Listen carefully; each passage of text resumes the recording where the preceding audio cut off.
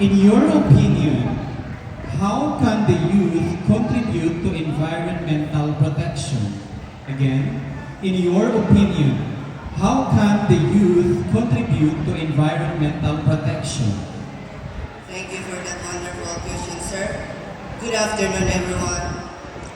I believe that the youth hold the key in protecting our environment because we are not just the future, we are the present. We may not have big titles or position, but we have voices, ideas, and deep sense of hope. We start.